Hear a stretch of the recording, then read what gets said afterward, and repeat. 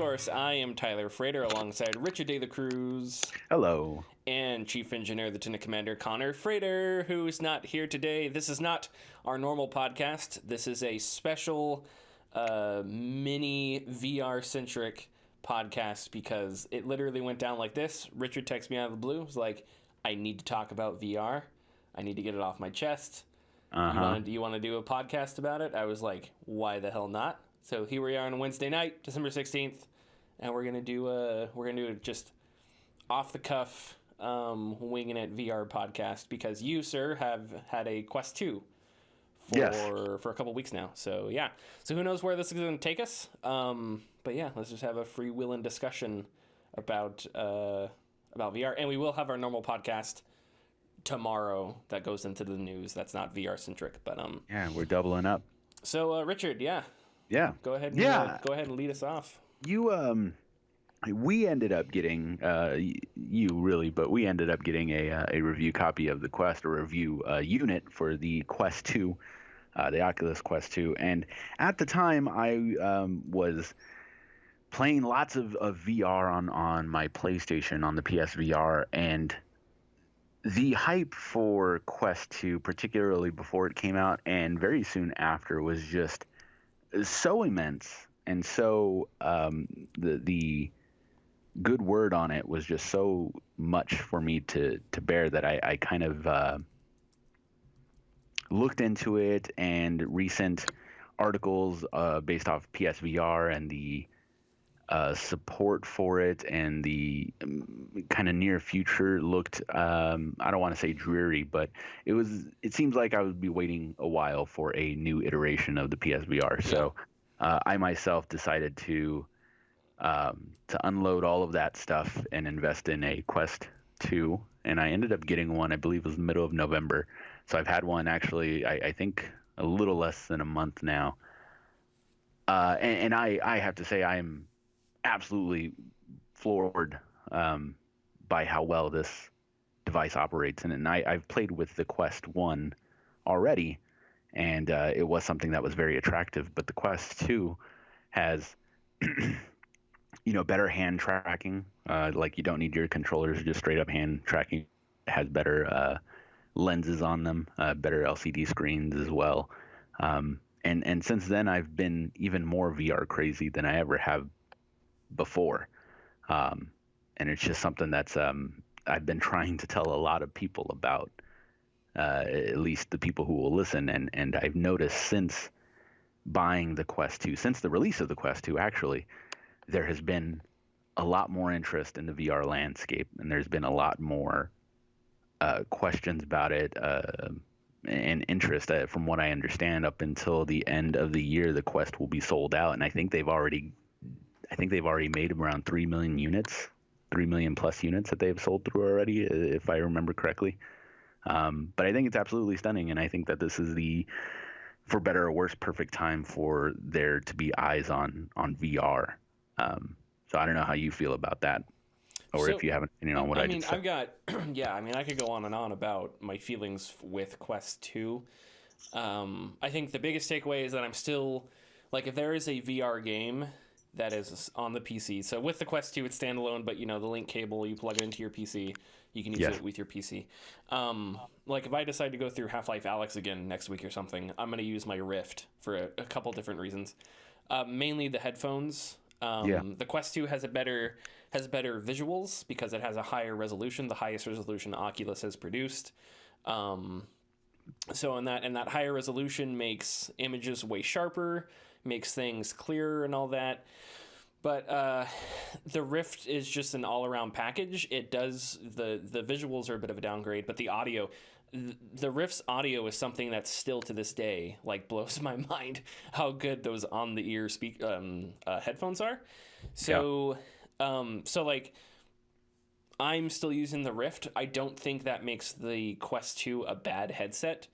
I think for people that are looking for a headset that may not have a super powerful PC or may not have a gaming PC, the Quest 2 is an interesting option. I think it's interesting what you mentioned about PSVR because, yeah, I don't know where where Sony stands with it. Kind of seems like they've been, I don't know, lukewarm. Like it seems like they're not, like it seems like PlayStation's not giving up on VR, but at the same time they're not, it's not like there's something that they're super excited and pushing a whole lot, you know. It's somewhere in the middle. Yeah, which I find strange because there was an article or close to their 1 year or their 4 year anniversary of being out that implied that I think they have sold over 4 to 6 million units of the PSVR, and their wording made it seem like they were very impressed and satisfied with those results. But yet within the last month we have, of course, Jim Ryan from Sony, his words making it seem like we won't see another iteration for a while. It's something that they're going to slow down on. So yeah, that ultimately made me veer towards getting a Quest 2. Yeah, and I think that's an interesting decision. Because the Quest 2 obviously offers things that the PSVR doesn't, and the PSVR is going to offer, the whole interconnectivity with PlayStation and the Sony ecosystem that Quest 2 won't offer. Right. And so it puts it in an interesting spot. I don't know how to say this because I don't have the technical knowledge. The standalone Quest 2 is not going to be able to run the same kind of stuff that a PC tethered VR headset's going to be able to run, right? Which is where the virtue of the link cable comes in. Because once you plug in that link cable, then the competition narrows, right? But then the hang up with me was the audio, right? So even if I plugged in my Quest 2 and played Half-Life Alyx, it's definitely going to look better, but it's just not going to sound good at all. And that's going to bother the hell out of me. So I'd have to go through, and like I talked about in my review, I'd have to go through, I'd have to find a pair of headphones that I liked. They'd have to fit perfectly on my head. And I may have to go through a bunch of versions to find headphones that I like. When you plug the Quest 2 into a PC, the cable sort of goes along the side of your head and falls down the back. At least that's how I have it done, because that's where I strap it up. And so if I have third-party headphones, I'm going to be having the left side of the headphones are going to be contending with that wire, or the straps on my ears, the straps cover the top part of my earlobe, or whatever. Yes. So if I'm wearing over-the-ear headphones or on-the-ear headphones, I'm gonna have to figure out how to position them so it's not like they're not half blocked off by the straps. So there's just not I don't know. A lot of people are okay with a simple solution and it doesn't bother them. I'm not that type of person. Because the Rift's audio is just so fantastic, anything less than that's gonna make me disappointed. So I have myself in a weird position. And so in my review, I tried to say this is personal opinion is this. If you're someone that doesn't care about audio, I got good news for you. But if you're someone like me and people had a problem with it, and I think it's just because they didn't understand exactly what I was saying. But yeah, so I think it's a fascinating market because I don't know if any other place in the gaming spectrum is there this kind of degree of variance. You have Quest 2 standalone, tethered to the PC, PSVR, which is tethered to a console, so it's different. Yes. It's in a whole different realm. And then you have really high tech stuff like the Index. There was another headset that just released, but not Samsung. I don't remember it now. But anyway, so you have headsets out there that have the real high tech headsets that cost upwards of $700,000. And how are all these things going to compete? I don't know, but I think it's fascinating to sit back and watch. Yeah. Yeah, it definitely is, and I have to agree with you on the head, excuse me, the audio for the Quest. It's like you said, definitely it's not bad. Actually, it's a bit impressive. I let someone who I know play with it, and I had the volume up, and I know that when I have the headset on, I can hear my game just fine. But when I was watching them play from a bit of a distance, I really couldn't hear the game. So I think the speakers do a good job of kind of aiming the audio towards Hmm. the person using it rather than um, the audio reaching to folks who are viewing the person playing if they are. But I have at some points thought about, oh, well, I should probably get like a headset for this. And then I started to have to think about, okay, well, I have to find, do they make any headsets with really small like cables? Because, Yes, because you don't want I don't. something dipping down to your Right. chest. Well, yeah, Right. there's a lot of, and that's something that I think was fascinating about the Rift when I first got it, because the more I used it, the more I was like, wow, this is a bit of engineering here, because you have to think of all these things when you're putting together a headset, right? I mean, you have to think this person's going to have their eyes closed. So it's like, where are you going to position the ears? How are you going to make the controllers work when when they can't look at the controllers? I think that's all Right. really fascinating design.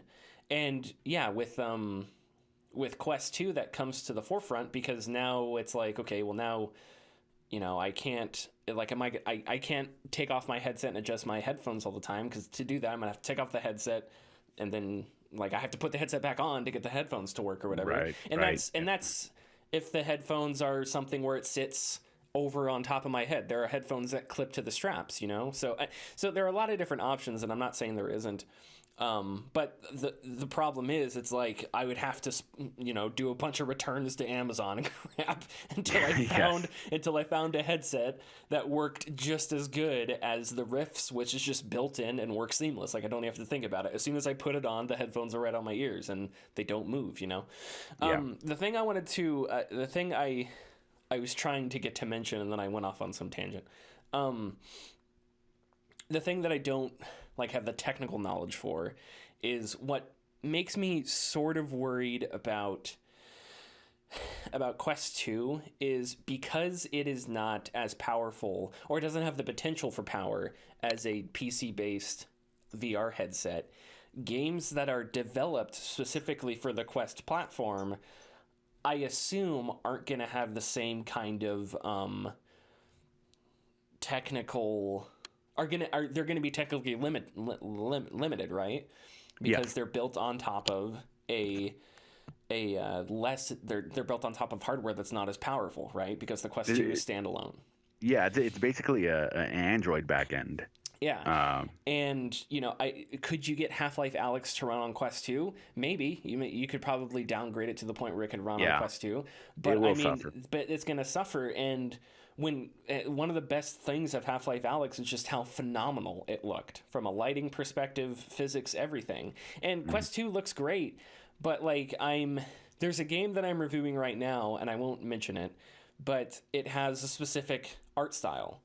Mm. But the art style is one that sort of, it doesn't necessarily clash with the content, but it doesn't evoke the same type of fear. It's a horror game. It doesn't evoke the same type of fear that the game is about, right? So another example would be like Lies Beneath, which came out this year, which was fantastic. Lies Beneath is a horror game, survival horror, and it's cell shaded, right? So like cell shaded graphics, in my mind, are a solution to making something that's not going to be super demanding, right? But Right. you can still make that's still stylistic, and you can still make look good, as opposed to like Half-Life Alyx, which is this crazy, great looking game. But Lies Beneath played into that, because then it sort of made itself to be a graphic novel, right? So it sort of played into the cell shadedness of the whole thing. So it wasn't just the game was cell shaded; it was that you're playing through a graphic novel. So it totally bought into that, and that was a lot of fun.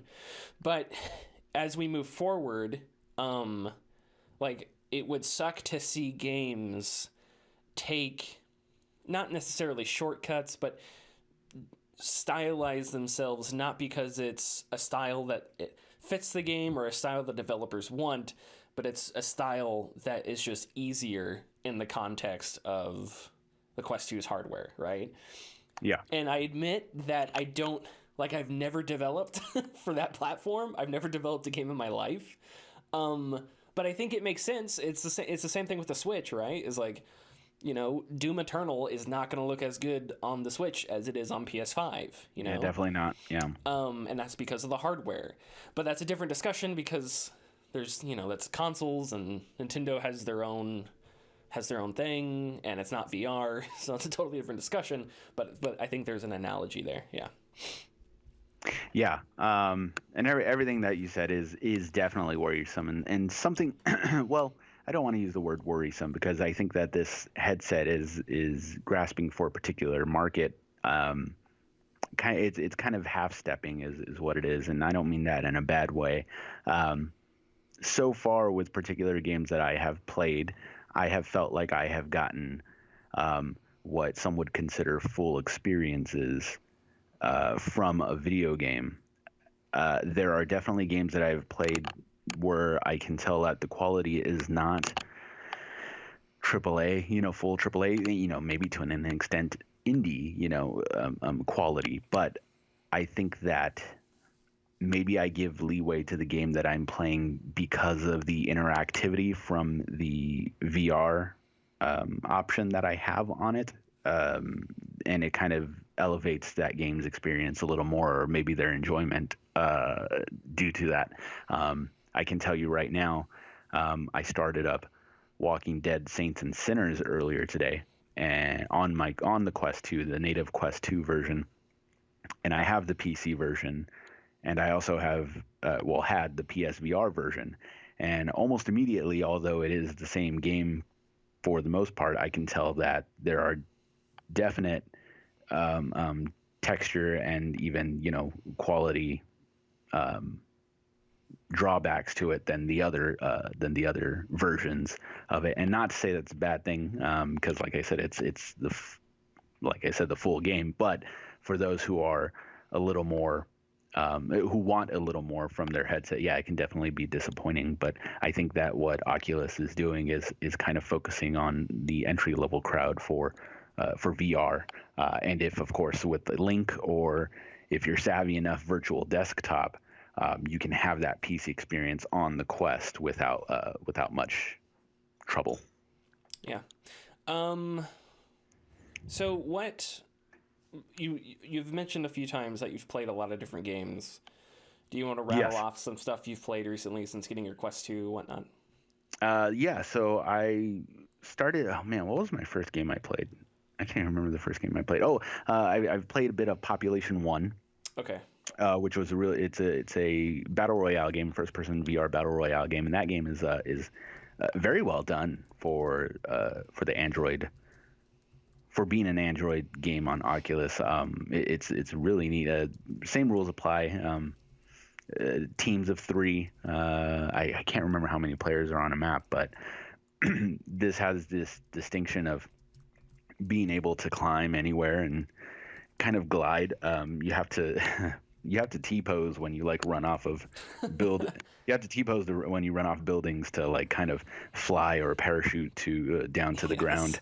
But you know, in the waiting room, you would find guys who will go to the tallest tower, and then you just see them climbing up. And you know, playing that game, it was really fun. But when you're climbing, I don't even know. It did not take very long for your arms to get tired. You know, you're simulating a movement that you don't normally do, so you really start to feel it.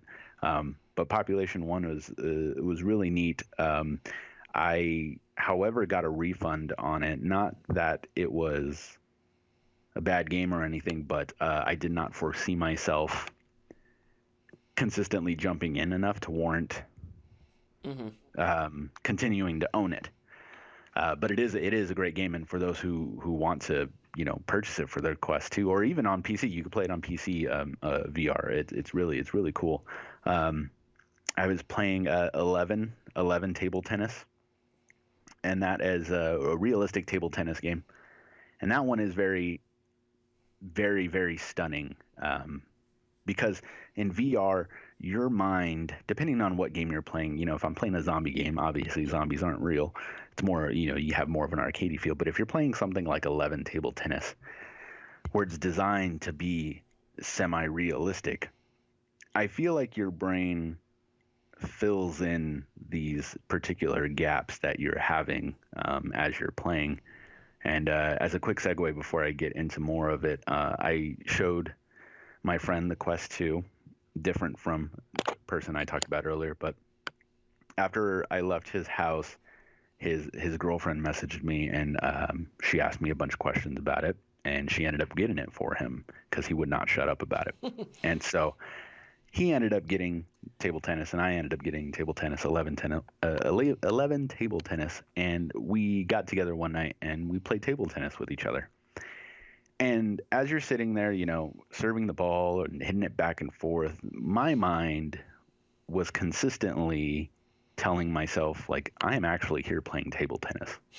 The feel of the paddle, like the proverbial paddle, and the hitting the ball, the rumble that comes from the controller, like I said, your brain kind of fills in everything else, and I felt like I was actually there playing table tennis. And as I'm playing with my friend and I look up at my friend, all you see is, it's really silly, all you see is just a floating headset and the two floating Oculus controllers like on his side.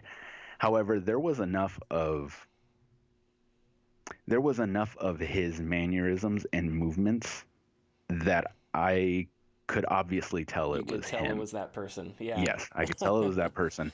And from that, I thought of several things. The biggest thing is, I'm actually hanging out with my friend right now. Like, yeah, sure, we are online, but we're just one step closer to each other. And that's particularly great in the landscape that we're in right now, unfortunately, because it allows me to hang out with my friend without actually, causing risk of COVID.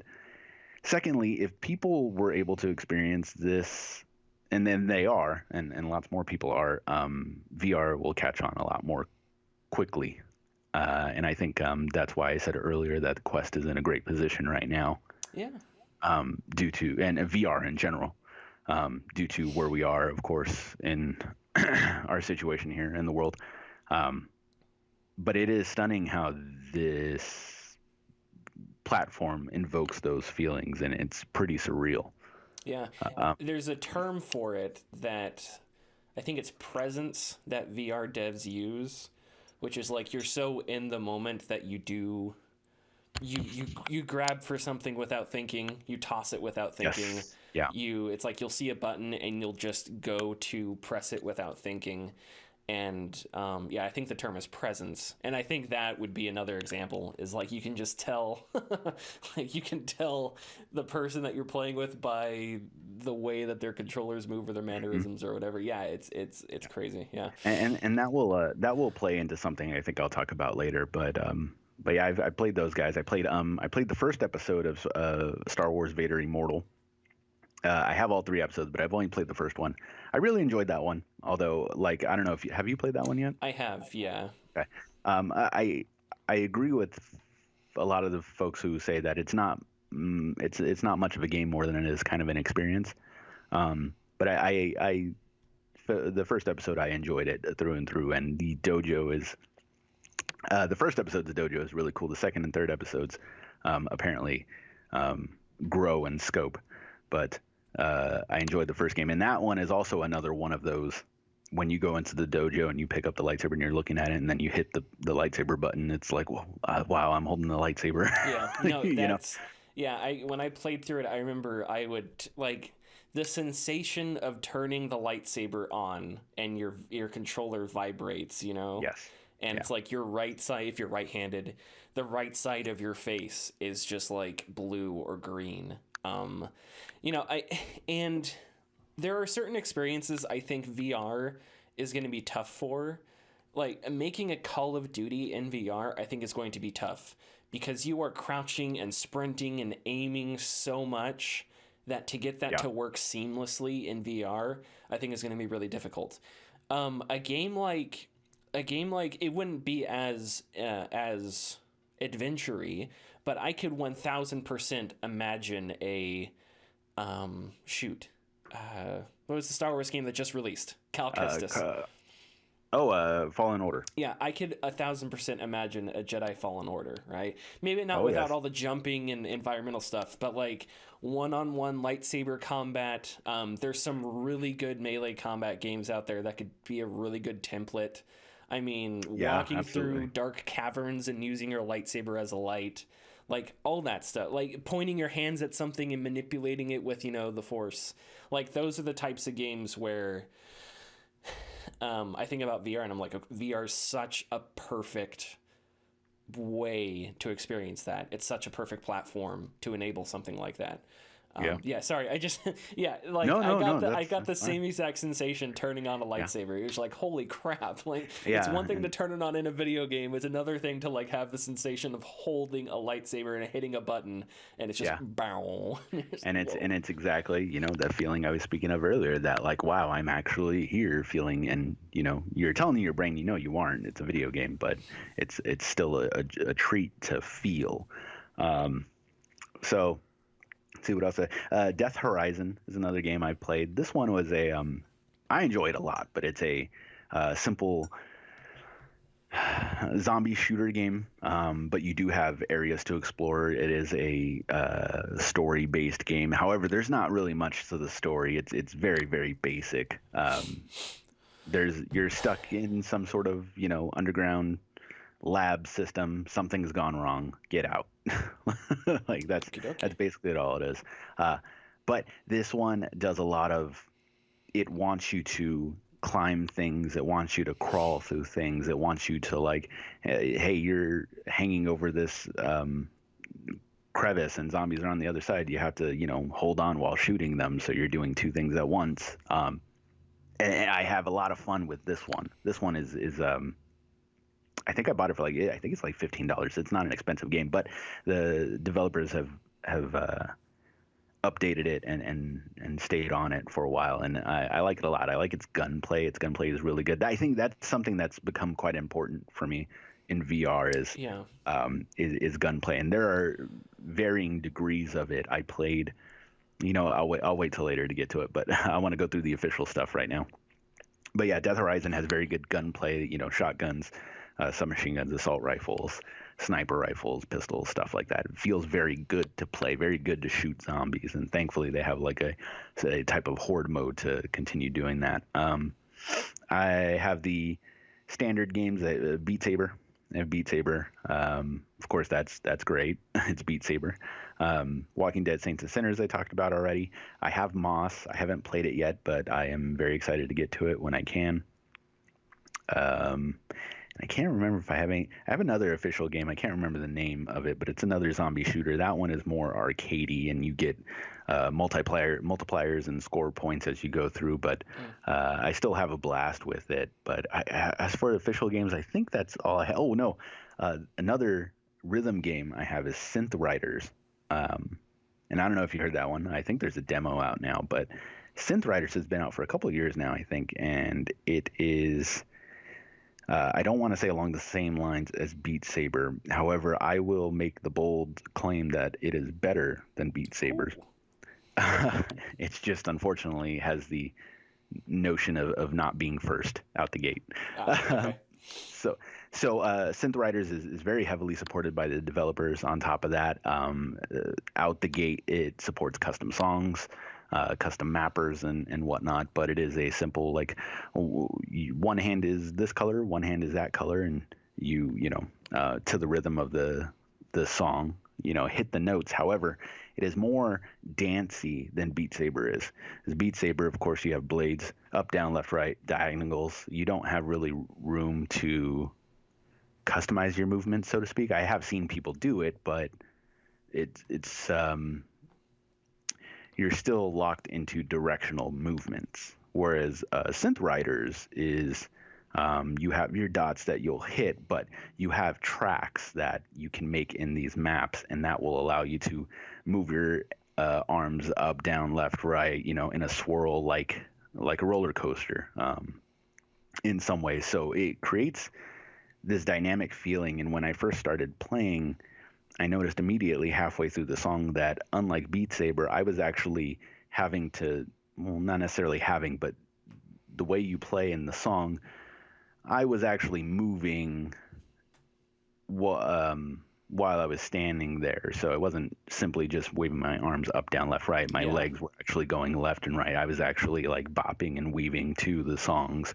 So it gave me a more full body type gameplay rather than just swiping at arrows and stuff. But yeah, and even then it got me excited enough to, I looked at custom songs. I even started messing around trying to create my own custom songs. But it's something I've only dipped in. I haven't actually fully dived into it. But a lot of I think they just released a new update yesterday. But it was really, really, really fun rhythm game, and then I'm trying to suggest that one to more people as well.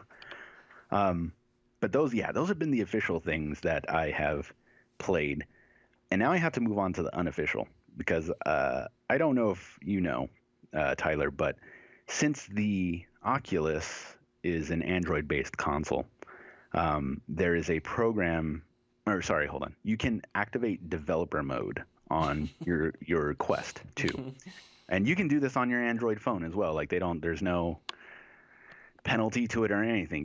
They just allow you to do it. So I activated developer mode on my Quest 2, which allows me to connect it to my PC and basically load my own apps, or if I wanted to, or if I choose to. And there's a great website called SideQuest VR. Yeah. That is home to a lot of independent VR titles. It's kind of like what's that? Oh, what's that indie site that has like a ton itch.io? Yeah, itch.io. Yeah, that's what I kind of envisioned it as. Yeah. And Sideload actually works in conjunction with itch.io as well. Oh, okay. Well, there you go. So a lot of games that you get on SideQuest VR, you basically will just go to itch.io for it. But like they have Pavlov. Pavlov is free on itch.io. So you just download Pavlov and play it on the Quest, and it's native, and it works wonders. It is very fun, although I still have. Have you played Pavlov, or is it just Onward that you played? Yeah, I haven't played it for like a year, but I have played it in the past. Yeah. I still haven't.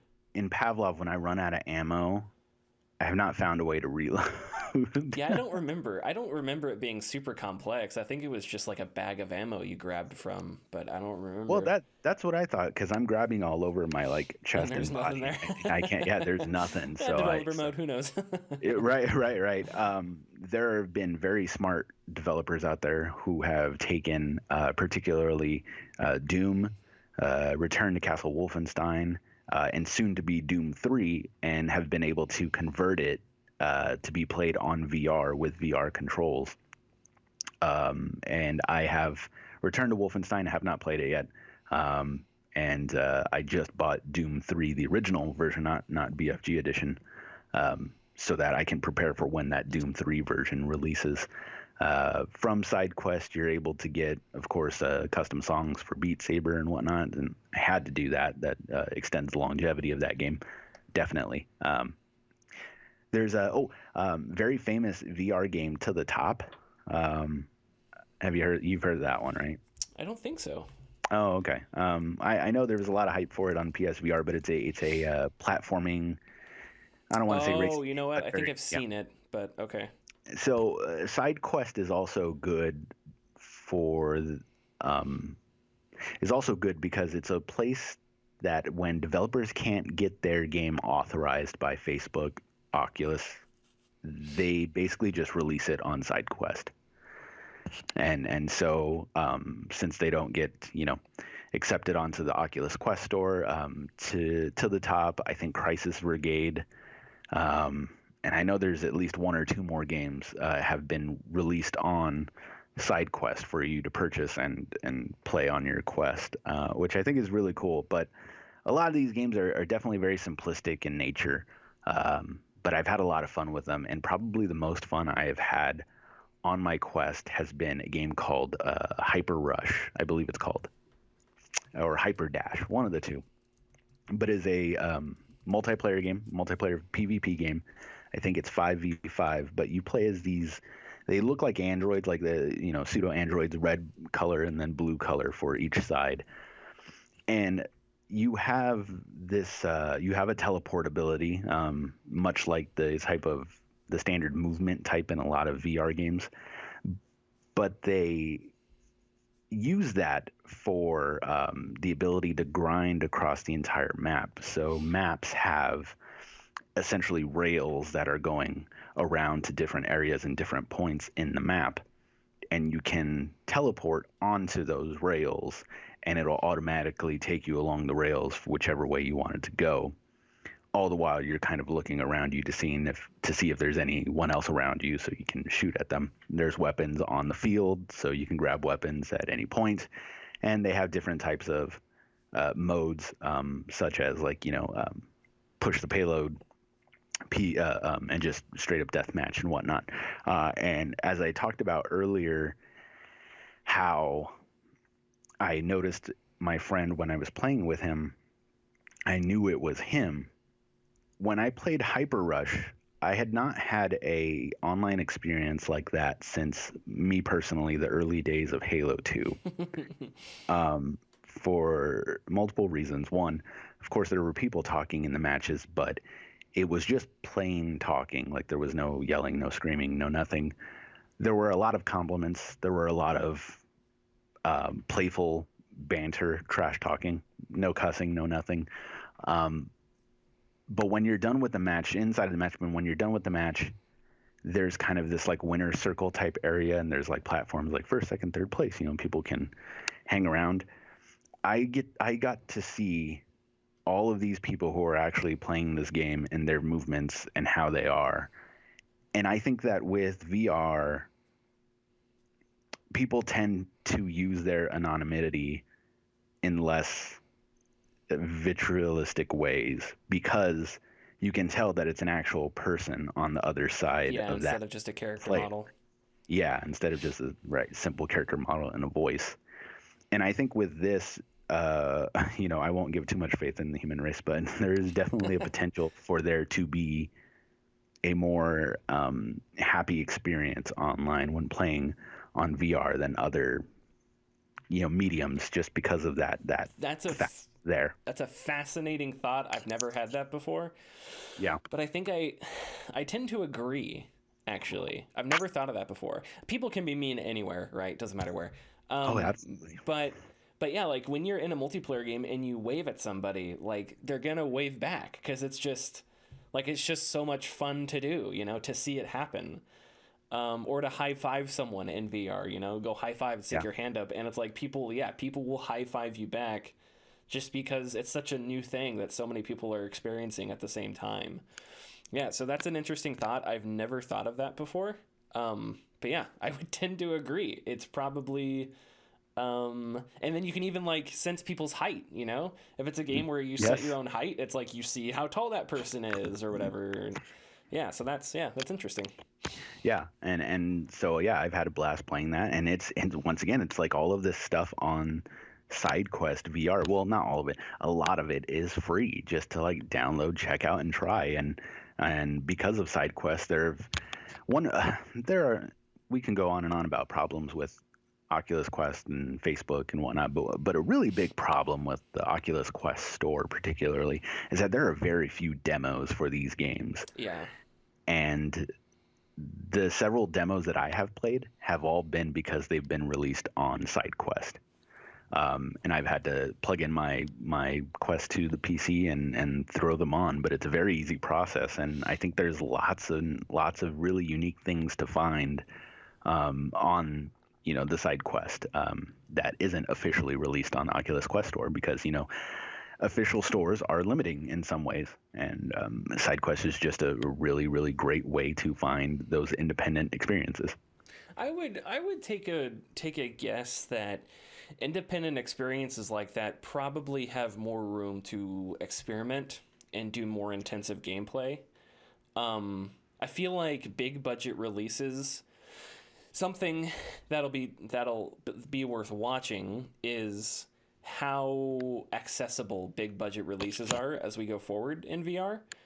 Half-Life Alyx, it was a really good game. It was also really accessible, but it's undeniable that its accessibility limited the things that it could do in a few ways.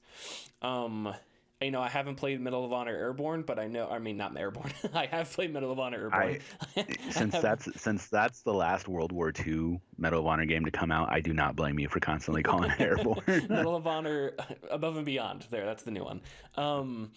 I have not played it, but I've seen some reviews that say it sort of works the same way, where accessibility doesn't necessarily make the game worse, but definitely limits it. Star Wars Tales from Galaxy's Edge was one that I played a couple weeks ago, and that's the same way. It's very structured, not super dynamic, and it's made that way because you don't know if the player is sprinting or if they're teleporting, what the level of the vignette is, how much can they see. And so when you develop for that, when you're developing for all these players and all the possible contexts that they could be playing in, I feel like you have to limit the scope of your gameplay, as opposed to something like, a Souls game. This is the difficulty, this is how everybody's playing, and we're going to develop under that context. Or Zelda, Legend of Zelda Breath of the Wild had one difficulty level, right? It had one difficulty level. Yep, yeah. That's correct. And so it's like the context for every single player out there. Is at least within reason. And so that's how you steer your development. VR doesn't have that because there's a lot of people, everyone reacts to motion sickness differently. How are you doing with motion sickness, by the way? It doesn't seem like you're someone that gets it a whole lot since you've been playing a lot. I don't. I have had a few vertigo moments, though, particularly Rec Room. Rec Room gave me vertigo a couple times. It can definitely be game-centric sometimes, yeah. Yeah, which was interesting.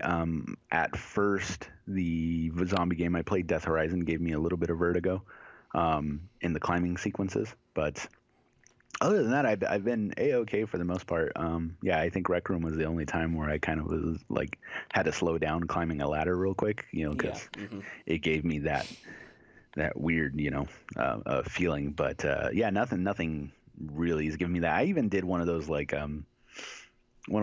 coaster things, and I'm not a fan of roller coasters, and I sat down to prepare myself, and when I was watching it, it was immersive, but at the end of the day, my mind was already like, you're just watching a video. Okay. So I didn't really get that feeling. But there are a couple like racing games and a couple fast-paced things that I am curious to see if that will happen. Like I do want to try them out and download them just to see if I will get that experience, which is gotcha. But at the same day, at the same time, I don't want to, I don't want to pay for it. Pay for it both physically and monetarily. Yeah. Oh yeah, absolutely. I had a thought, but a moment, probably the craziest moment I've ever had with regards to like motion sickness or any kind of just physical discomfort. So, in Elite Dangerous. Oh boy. Okay. So black holes bend light, right? So like, if it's you and a star, and there's a black hole in between you and the star, it's gonna look like the star is making like a donut ring around the black hole, right? Okay. Because like if you've ever seen Interstellar, it's like as the light goes toward the black hole, it gets bent around it because everything that falls in everything that falls in can't escape, and everything else orbits around it or whatever. There's a quick science fiction explanation that's not at all accurate, but it gets you there. Anyway, so in Elite Dangerous, when you fly to a black hole, your cockpit, the light in your cockpit isn't bothered by the black hole, so you see everything fine. But outside of your cockpit, everything gets increasingly distorted as you get close to a black hole, and it gets to the point where if you're flying and you have the plane of the galaxy laterally. It's laterally lined up with your cockpit, right? So it's like at your chest, same. Yeah. And the black hole is in the middle of that. as you fly toward the black hole, it'll warp, it'll stretch the plane of the galaxy to the point that it is like, it's weird. It's almost like it's wrapping around your ship multiple times, right? That's neat. So it's really freaking weird to see in VR, because as you move your head, the entire light around your ship moves against your head, right? It's a really weird thing to experience. So we decided we were going to experiment. A buddy of mine and I, we were out at a black hole. And so there's two speeds in the game. There's normal space, which is really slow, and then there's super cruise, which you're flying at like light speed, right? So what we did was we got as close to the black hole as you could. The game just stops you at some point. It's like, okay, we don't have the mechanics to kill you right now, so we're just gonna stop you. So we stopped we got as close to the black hole as we can, which is creepy as hell, because you know the end of the universe is right in front of you. And then we turn around and we hit our light speed engines, essentially. So we just jet away from the black hole as fast as possible. And when you do this, there's this insane effect where literally the light from the galaxy, not the physical galaxy, but the light from the galaxy, like unwraps around your ship and then slams on the front of your cockpit. And when we first did it, we both got so disoriented that we had to take off our headsets as our ships were just flying. Like, we couldn't pause it. I was like, holy shit, because I didn't expect it to happen. I thought it would just like fade or something, but it was just like really quickly. It was just like this really insane rubber band effect. And it was like the entire galaxy just slapped onto my cockpit window. It was so awesome to experience that. That sounds like it'd be wild to see. And that got my eyes hurting just a little bit, because the other thing in Elite Dangerous is like you will look away from stars sometimes because you jump into solar systems in front of the star, and like some stars are so bright that like I have to look down at my controls instead of straight at the star, because the star is so bright that it's just like, oh my god. So you just look down at your controls and sort of steer your way away from the star, which is hilarious. That's funny. I had to do that recently with Cyberpunk, when you do the first brain dance. Oh, okay. Yeah, during the story, like it was extremely bright, so I know exactly what you're talking about. But yeah, that sounds really awesome. Yeah. All right. Well, we're at 45 minutes or 47 minutes. What else would Richard like to talk about? I don't know. We have covered a lot of ground.